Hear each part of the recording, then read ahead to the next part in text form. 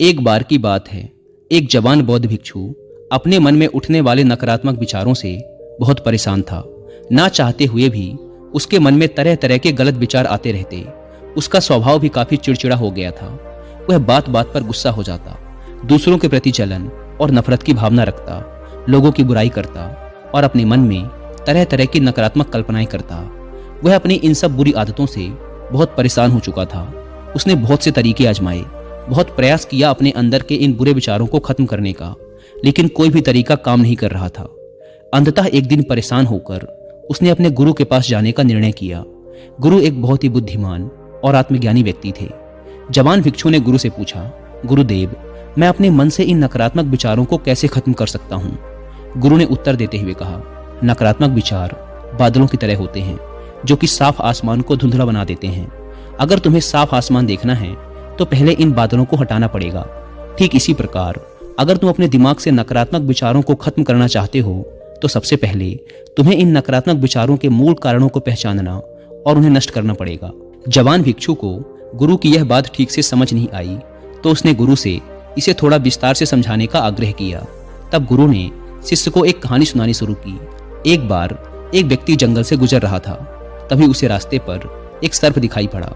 सर्प को देखते ही वह व्यक्ति डर गया और वहां से भागने लगा।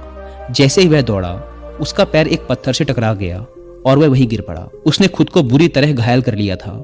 जब वह उठा और पीछे मुड़कर देखा तो पाया कि वहां कोई सर्प नहीं बल्कि सर्प के आकार की एक लकड़ी थी जो कि रास्ते पर पड़ी हुई थी। यह देखकर उस व्यक्ति को महसूस हुआ कि उसे नुकसान पहुंचाने का कारण वह सर्प नहीं बल्कि उसके खुद के अंदर बैठा डर और नकारात्मक विचार हैं जिसने उसे घायल कर दिया।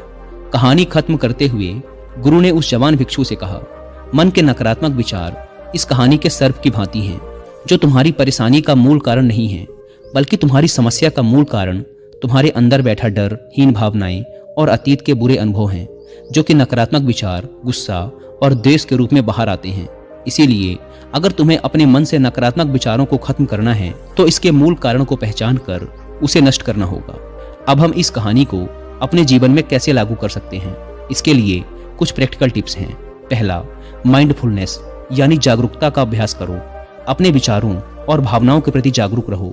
देखो कि आपके भीतर क्या चल रहा है, आप अपने आसपास की घटनाओं पर क्या प्रतिक्रिया देते हैं। साथ ही मन में उठने वाले हर नकारात्मक विचार के कारण का पता लगाने का प्रयास करो। दूसरा, अपने अतीत की बुरी यादों, बुरी घटनाओं और बुरे अनुभवों को स्वीकार करो और खुद को व दूसरों को माफ कर दो। तीसरा, आभारी रहो। अपने जीवन के सकारात्मक पक्ष पर अपना ध्यान केंद्रित करो और आपके पास जो कुछ भी है उसके लिए इस ब्रह्मांड का आभार व्यक्त करो। आभार व्यक्त करना हमारे नजरिए को सकारात्मक बनाता है और हमारे अंदर से नकारात्मक भावनाओं को खत्म करता है। चौथा, दयालु बनो, खुद के प्रति भी और दूसरों के प्रति भी, क्योंकि नकारात्मक विचार अक्सर अंदर ही अंदर खुद की बुराई और तुलना करने से पैदा होते हैं। अपने अंदर दया भावना रखकर हम ज्यादा सकारात्मक और संतुष्ट जीवन जी सकते हैं। संक्षिप्त में ये कहानी हमें सिखाती है कि नकारात्मक विचार हमारी परेशानी का मूल कारण नहीं है। असल समस्या तो हमारे भीतर गहराई में छुपी हुई है।